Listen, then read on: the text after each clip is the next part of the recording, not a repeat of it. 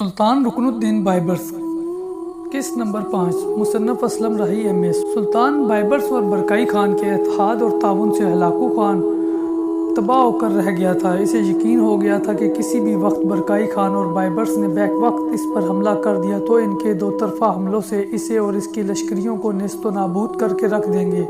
اسی صورتحال کو سامنے رکھتے ہوئے ہلاکو خان نے اپنی طاقت اور قوت میں اضافہ کرتے ہوئے عیسائی دنیا کی طرف رجوع کیا اور اپنے لیے حلیف تلاش کرنے کی کوشش کی۔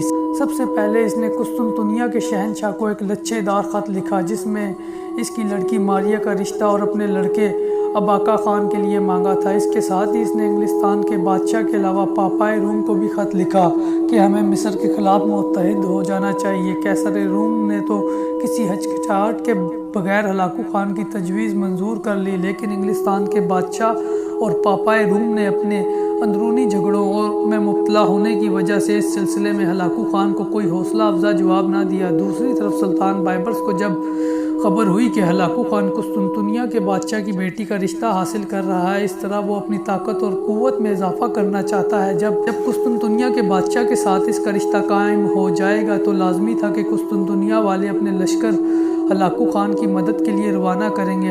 ہلاکو خان کے اس اقدام سے سلطان بائبرس کو کسی قدر تشویش ہوئی۔ سلطان بائبرس پہلے ہی ہلاکو خان کے سیاسی داؤ پیچ پر گہری اور کڑی نظر رکھے ہوا تھا۔ اس نئی صورتحال کو سامنے رکھتے ہوئے اس نے فوراً برکائی خان کی طرف تیز رفتار قاصد بھجوائے اور اسے پیغام دیا کہ ہمارے خلاف مغرب کے عیسائی دنیا کو اپنے ساتھ ملانے کے لیے ہلاکو خان نے قسطنطنیہ کے شہنشاہ کی بیٹی کا رشتہ مانگا ہے۔ سلطان بائبرس نے برکائی کو یہ بھی مشورہ دیا کہ وہ بھی اپنے بھتیجے نوگائی کے لیے قسطنطنیہ کے شہنشاہ کی دوسری بیٹی کا رشتہ طلب کرے۔ برکائی خان نے سلطان بائبرس کا یہ پیغام ملتے ہی فوراً اس پر عمل کرنے کا ارادہ کر لیا۔ اس نے اپنا قاصد قسطنطنیہ کے شہنشاہ کی طرف بھجوائے اور اس سے اپنے بھتیجے کے لیے اس کی بیٹی کا رشتہ مانگا۔ قسطنطنیہ کے شہنشاہ کو برکائی خان کی طاقت اور قوت کا احساس تھا، لہذا اس نے اپنی دوسری لڑکی کا رشتہ برکائی خان کے بھتیجے نوگائی کو دینے کی حامی بھر لی۔ اس کے ساتھ ہی سلطان بائبرس نے قسطنطنیہ کے شہنشاہ سے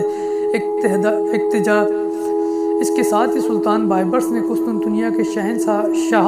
تجارتی معاہدہ کر لیا جس کی روح سے دونوں ملکوں کے تاجر ایک دوسرے کی بندرگاہوں میں آ جا سکتے تھے۔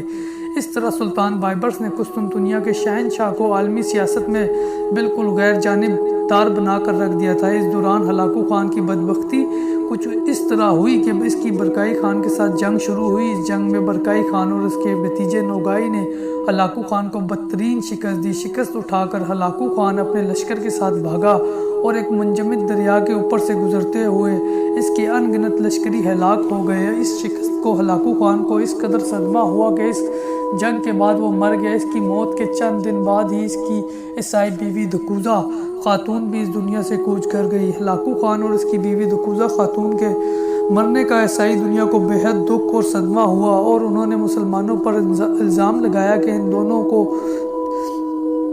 دونوں کو چلاک مسلمانوں نے زہر دے کر ہلاک کیا ہے، کیونکہ وہ دونوں عالم اسلام کے لیے خطرہ بنے ہوئے تھے۔ کچھ مغربی لوگوں نے یہاں تک کہہ دیا کہ ان دونوں کو زہر دینے میں سلطان بائبرس کا ہاتھ تھا۔ یہ خیال کچھ مغربی مورخوں کا ہے، جبکہ غیر جانبدار مورخین لکھتے ہیں ہلاکو خان اور اس کی بیوی دونوں طبعی موت مرے۔ حقیقت خواہ کچھ بھی ہو، عیسائیوں نے ہلاکو خان اور اس کی بیوی کے مرنے کا بڑا شوق منایا۔ اس کی موت کے بعد ایک عیسائی مورخ ابن العبری نے، جو سلطان بائبرس کا ہم عصر تھا، اس نے ہلاکو خان اور اس کی بیوی دکوزہ کی موت پر اپنے تاثرات کا اظہار ان الفاظ میں کیا کہ ساری عیسائی دنیا کو عیسائی دنیا کے دونوں محافظین اور رہنماؤں کی موت کا بڑا صدمہ ہوا ہے۔ یہ عیسائی مورخ ابن العبری حلتیہ شہر میں پیدا ہوا تھا اور مراغہ شہر میں اس نے وفات پائی تھی۔ عیسائیوں کے فرقے یعقوبیہ سے تعلق رکھتا تھا اور اپنے وقت کے نامور مورخوں اور طبیبوں میں اس کا شمار کیا جاتا تھا۔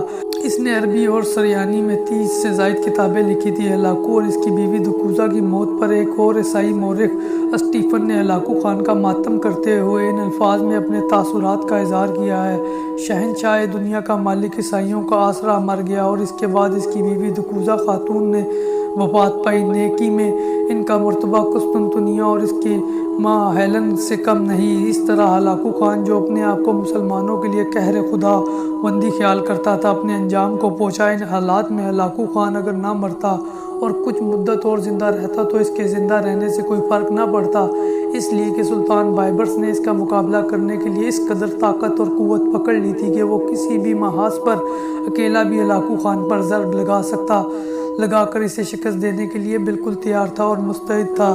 بہرحال ہلاکو خان اپنے انجام کو پہنچا۔ ہلاکو خان کے خاتمے کے بعد سلطان بائبرس آس پاس کے عیسائیوں کی طرف متوجہ ہوا۔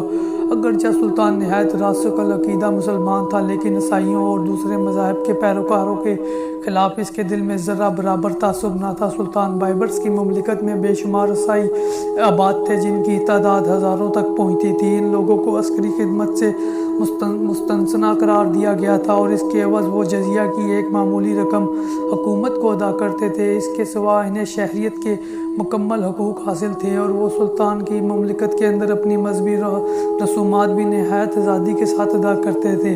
سلطان بائبرس کی مملکت میں ان عیسائیوں کے بے شمار گرجے اور راہبوں کی خانقاہیں موجود تھیں۔ سلطان بائبرس اور اس کی حکومت مساجد کی طرح ان عبادت گاہوں کی بھی بھرپور حفاظت کرتی تھی۔ ان گرجوں اور راہب خانوں میں پادریوں نے اپنی درس گاہیں قائم کر رکھی تھی۔ وہاں ان کو اپنے مذہب کے مطابق تعلیم دینے کی مکمل طور پر آزادی حاصل تھی۔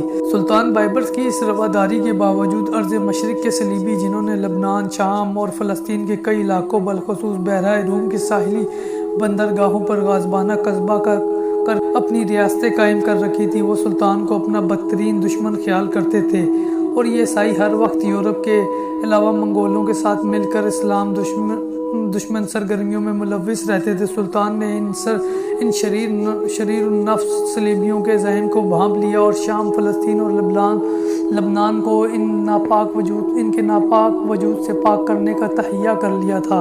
ان صلیبیوں کو پاپائے روم، فرانس اور انگلستان کے بادشاہوں کی خاص سرپرستی اور مدد حاصل تھی، اس لیے ان متصب حکمرانوں سے دوستانہ روابط کا سوال ہی پیدا نہ ہوتا تھا۔ البتہ قسطنطنیہ کے عیسائی بادشاہ کے رویے میں کس قدر لچک تھی، چنانچہ سلطان نے اپنی حکمت عملی کے ذریعے اس کو غیر جانبدار رہنے پر مجبور کر دیا تھا۔ قسطنطنیہ کے بعد سلطان نے وینس اور جنیوا کے عیسائی جمہوریت کے ساتھ بھی تعلقات بڑھانا شروع کیے، اس لیے کہ ان لوگوں کو مذہبی لڑائیوں میں الجھنے کی نسبت اپنے تجارتی مفادات زیادہ عزیز تھے۔ چنانچہ سلطان نے ان سے تجارتی معاہدے کر کے دوستانہ روابط قائم کر لیے تھے۔ ان دنوں جمہوریتوں میں شدید تجارتی رقابت تھی، لیکن دونوں ہی سلطانوں کو اپنے حقیقی دوست تصور کرنے لگے تھے۔ مغربی مورخین نے اس سلسلے میں ایک عجیب و غریب واقعہ لکھا ہے، جیسے انہوں نے سلطان بائبرس کی بہترین سیاست سے تعبیر کیا ہے۔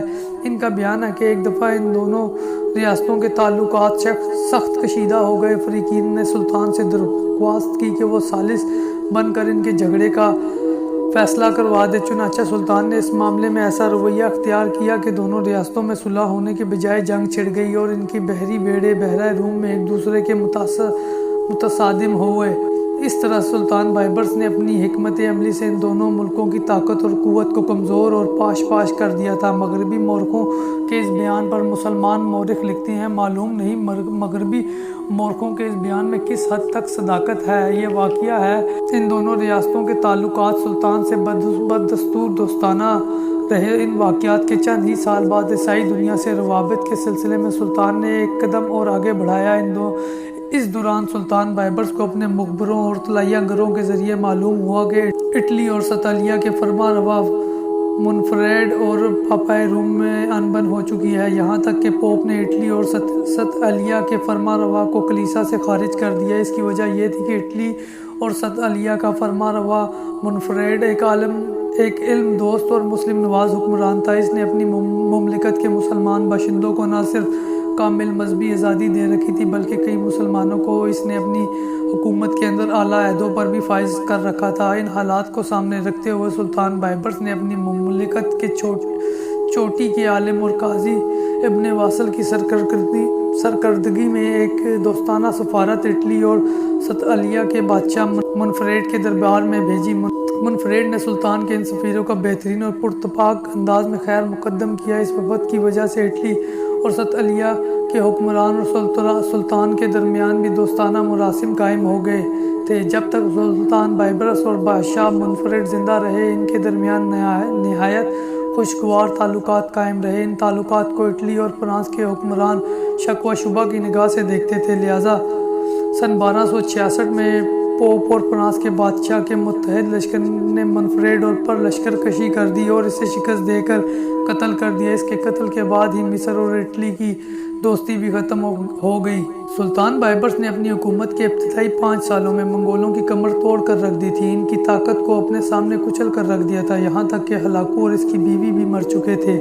اس کے ساتھ منگول بڑی تیزی سے اسلام قبول کرنا شروع ہو گئے تھے، لہٰذا سلطان نے اب بحیرہ روم کے ساتھ ساتھ صلیبیوں کے قلعوں کی طرف توجہ مبذول کی۔ ان قلعوں میں زیادہ اہم کیساریہ، ارسوک، سبت، الکرک، بالفورڈ، یافا، انطراطوس، انطاکیہ، حسن، لاکراد، المرکب، سور، طرابلس، بیروت، سیدا اور عکا زیادہ مشہور تھے۔ یہ سارے وہ قلعے تھے جو اس سے پہلے عالم اسلام کے عظیم سپوت سلطان صلاح الدین ایوبی کی وفات کے بعد جب مسلمانوں میں کمزوری کے آثار نمودار ہوئے تو تب یورپ کے عیسائیوں کی مدد سے صلیبیوں نے دوبارہ ان قلعوں پر قبضہ کر لیا اور مسلمانوں کی کمزوریوں سے فائدہ اٹھا کر انہیں مضبوط اور مستحکم کر کے ایک طرح سے ان قلعوں سے نکل کر مسلمانوں کے لیے عرصہ حیات تنگ کرنا شروع کر دیا تھا۔ سخت جنگجویانہ ذہنیت رکھنے والے یہ صلیبی مسلمانوں کے بدترین دشمن تھے۔ انہوں نے اپنے مقبوضات اور ان کے نواحی علاقوں کے مسلمانوں کا جینا دوبھر کر رکھا تھا۔ حد یہ ہے کہ مسلم دشمنی کے جنون میں ان کی ایک کثیر تعداد ہلاکو خان کے غارت گر لشکر میں بھی شامل ہوئی اور انہوں نے مسلمانوں کے علاقے کو تاخت و تاراج کرنے اور بے کس مسلمانوں کا قتل عام کرنے میں منگولوں سے بھی زیادہ وحشت کا مظاہرہ کیا تھا۔ اب سلطان غارت گر اور وحشی منگولوں سے فارغ ہو چکا تھا، ان کی کمر توڑ چکا تھا اور انہیں اس قابل نہیں رہنے دیا تھا کہ وہ مسلمانوں کے خلاف حرکت میں آئے، لہٰذا سلطان نے اب اپنی عسکری قوت کا رخ ان کی طرف موڑا۔ اب تک سلطان کی طاقت میں بھی اضافہ ہو چکا تھا اور مصر اور شام کو اس نے متحد کر لیا تھا، خلافت عباسیہ کا بھی اس نے احیا کر دیا تھا اور ملک کا نظم و نسق بھی اس نے مضبوط اور مستحکم بنیادوں پر کھڑا کر دیا تھا۔ ان سارے کاموں سے فارغ ہونے کے بعد وہ شام، فلسطین اور لبنان کے صلیبیوں کی طرف متوجہ ہوا، جو نہ صرف پورے ساحل پر ایک آہنی جنگ قلعہ بند دیوار بنائے ہوئے جمے تھے بلکہ کئی دوسرے مقامات پر بھی قبضہ جمائے ہوئے تھے۔ عیسائیوں کے ان قلعوں میں بڑے بڑے لشکر تھے، یہ لشکر نہ صرف خود ان قلعوں سے نکل کر قریبی مسلمانوں پر حملہ آور ہو کر ان کا قتل عام اور لوٹ مار کرتے تھے، بلکہ وہ یورپ کے حکمرانوں کے علاوہ پاپائے روم کو بھی اکثر و بیشتر مصر پر حملہ آور ہونے کے لیے اکساتے رہتے تھے۔ اس طرح عرض فلسطین، لبنان، شام میں ان کی موجودگی ایک ایسے خنجر کی حیثیت رکھتی تھی جو قلب اسلام میں پیوست تھا۔ سلطان صلاح الدین ایوبی کے بعد جب ان لوگوں نے ان قلعوں پر قبضہ کر لیا اور مسلمانوں کی کمزوری سے فائدہ اٹھایا تو یہ جابر بن گئے۔ انہوں نے یہی خیال کیا کہ اب مسلمانوں کا کوئی حکمران ان سے یہ قلعے چھین نہیں سکے گا اور وہ ان قلعوں سے نکل کر آہستہ آہستہ دوسرے علاقوں پر بھی قبضہ کر کے مسلمانوں کو فلسطین سے نکال باہر کریں گے۔ یہ دور مسلمانوں کے لیے بڑا نازک دور تھا۔ مسلمان تمنا کر رہے تھے کہ لبنان، فلسطین اور شام کے ان صلیبیوں کا مقابلہ کرنے کے لیے قدرت ان کے لیے کسی دوسرے صلاح الدین ایوبی کا مقابلہ کرنے کے لیے کھڑا کر دے۔ قدرت نے شاید مسلمانوں کی اس آرزو کو پورا کیا اور سلطان بائبرس صلاح الدین ثانی بن کر نمودار ہوا اور ان جنگوں کو اس نے کیفر کردار تک پہنچانے کا تہیہ کر لیا تھا۔ قدرت نے ویسے بھی ان لوگوں کو بڑی ڈھیل دی تھی کہ وہ اپنے مظالم سے باز آئیں، لیکن انہوں نے کوئی سبق نہ سیکھا۔ لیکن قدرت نے جب سلطان بائبرس کو صلاح الدین ثانی بنا کر ان کے سامنے کھڑا کیا تو ان کے سارے ولولوں، ان کے سارے ارادے کرچی پاش ہو کر رہ گئے تھے۔ مشرقی اور مغربی تمام مورخین اس بات پر متفق ہیں کہ ان صلیبیوں کے خلاف سلطان بائبرس کا جہاد صلاح الدین ایوبی کے حملوں اور ترک تازیوں سے مشابہ تھا۔ جاری ہے انشاءاللہ اگلی قسط نمبر 6 آپ کو جلد ملے گی۔